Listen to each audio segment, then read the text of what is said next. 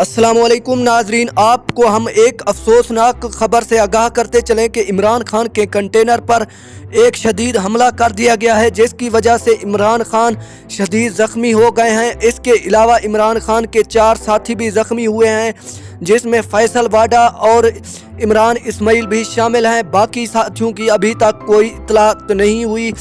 इमरान खान के लॉन्ग मार्च में भगदड़ मच गई है, जिसकी वजह से अवाम दौड़ने में मसरूफ़ है। इसके अलावा जिसने हमला किया उसको पकड़ लिया गया है और अभी तक तफ्तीश शुरू नहीं की गई है, जबकि इमरान खान के हाथ पर गोली लगी है और इमरान खान शदीद ज़ख्मी हो चुके हैं।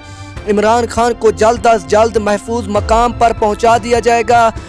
ये अभी जो इत्तलाआत आ रही हैं उनके मुताबिक इमरान खान को लाहौर के महफूज मकाम पर मुंतकिल किया गया है। अभी तक ये बात सामने नहीं आई है कि इमरान खान को कहाँ मुंतकिल किया जा रहा है, क्योंकि इमरान खान की जान को शदीद ख़तरा है। एक तरफ से तो हमला करने वाला भी पकड़ा गया है, जिसकी बाद में तफ्तीश की जाएगी।